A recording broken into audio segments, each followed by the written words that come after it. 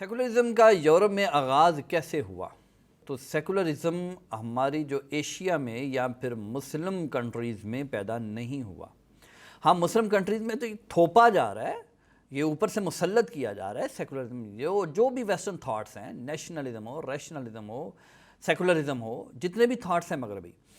وہ مسلمانوں کے اوپر تھوپے جا رہے ہیں۔ مسلمانوں کے اندر سے یہ پرابلم نہیں تھی، آرٹیفیشلی ایک جو لائف ہے جو بنائی جا رہی ہے۔ یورپ کی جو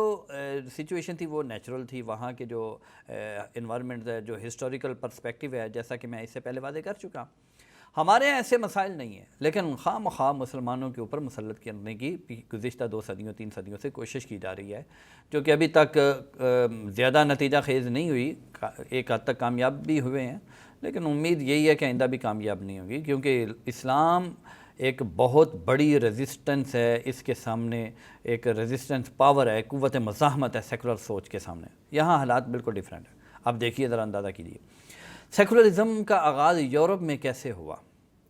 اگر ہم اس کے جو پوری اس کی بنیادوں میں جائیں تو ہم دیکھتے ہیں کہ روم کے اندر ہی جو ہے، جب یورپ کے اوپر رومن امپائر قائم تھا یورپ میں، تو اس وقت سے ہی سیکولرزم کا آغاز ہو گیا تھا۔ قسطنطین بادشاہ جو تھا، اس نے جب مسیحیت قبول کی تھی تو اس نے یہ طے کیا تھا کہ جو پبلک لائف ہے وہ رومن لا کے مطابق اس کا فیصلے کیے جائیں گے، لیکن جو پرسنل لائف ہے اس میں ہر انسان کو مذہبی آزادی حاصل ہوگی، انکلوڈنگ کرسچینٹی۔ ایک تو یہ اگر دیکھا جائے، ہم اولڈ ہسٹری میں دیکھا جائے تو جو سیکولرزم ہے یہ آج سے کوئی 100 200 300 سال پہلے کی آغاز نہیں ہے اس کا، بلکہ اس کا روم کی جو ہے دنیا، جہاں رومن امپائر کا جو ایج ہے، جو دور ہے، اس وقت سے اس کا آغاز ہوا ہے۔ دوسری بات یہ ہے کہ جو دین مسیح ہے، کرسچینٹی ہے، یورپ میں وہی تھا، تو اسی کے ریاکشن میں، اسی کے اینٹی سیکولرزم کی سوچ پروان چڑھی ہے۔ تو عیسائیت جو ہے یہ خود ایک ایسی تعلیمات کا مجموعہ ہے کہ جو سیکولرزم کو پروموٹ کر سکتا ہے۔ مثلا عیسائیت کو ہم دیکھتے ہیں، اگر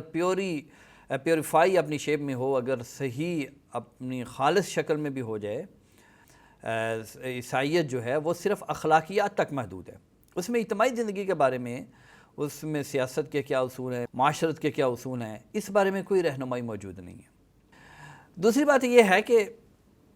اس کے بعد پھر عیسائیت ایک تو خود اخلاقیات تک محدود تھا، دوسرا اس کے اندر چینجنگز بہت زیادہ ہوئی ہیں، تحریفات ہوئی ہیں، بڑی تبدیلیاں ہو چکی ہیں۔ اس کی جو اوریجنل شیپ تھی وہ تو ویسے ہی گم ہو گئی ہے۔ چنانچہ جو ایک چینجڈ ایک ریلیجن تھا جو یورپ کے سامنے آیا عیسائیت کے نام سے، جس میں وہ سارا کلیسا کا نظام تھا، جس کے اوپر ہم ڈسکس کر چکے ہیں، اس میں رہبانیت تھی، بہت زیادہ تقدیر پرستی تھی، کہا جاتا تھا جیسے بھی حالات ہیں بس برداشت کرو، ان کو چینج کرنے کی کوئی کوشش نہ کرو۔ رہبانیت تھی، یعنی کہ جو تمدن ہے، جو سویلائزیشن ہے، اس سے بھاگ جاؤ، انسانوں کے ساتھ مل جل کے نہیں رہنا، جنگلوں میں غاروں میں نکل جاؤ۔ تو اس مذہب کی جو شکل تھی، جو شیپ تھی، وہی چینج ہو چکی تھی۔ ایک پھر بڑا اہم ایک وجہ یہ بھی ہے کہ اس دور میں کہ مسلمان جو ہیں وہ بڑی ترقی کر رہے تھے، ترقی کیے ہوئے تھے، تو مسلمانوں کا بھی اثر پڑتا تھا یورپ کے اوپر۔ تو لوگ جب مسلمانوں سے تجارت کی شکل میں، صقلیہ میں، اسپین میں، یا صلیبی جنگوں کی شکل میں مسلمانوں سے جب ملتے تھے تو ان کو ایک شعور آتا تھا، وہ دیکھتے تھے یہ تو یہاں تو ایک نئی دنیا ہے، نیو ورلڈ ہے، یہاں تو بالکل ہم دوسری ہی دنیا دیکھتے ہیں۔ تو مذہبی جمود تھا، پھر اس کے علاوہ نشأت ثانیہ اس وقت بڑا زور تھا، احیاء علوم، یعنی جو سارے علوم ہیں ان کی بیس پہلے ریلیجن تھا، مذہب تھا، اب اسے چینج کر کے اس کی جگہ عقل کو ریشنل بیس پہ اسے اٹھانے کی کوشش کی جا رہی تھی، جسے نشأت ثانیہ کے نام سے یاد کیا جاتا ہے۔ تو یہ سارے اسباب ہیں سیکولرزم کے، جو یورپ میں اس کی شروعات کیسے ہوئی۔ کلیسا، مذہب عیسوی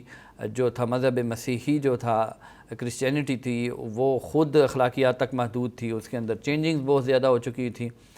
تو ان حالات کی وجہ سے یورپ میں سیکولرزم کا آغاز ہوا۔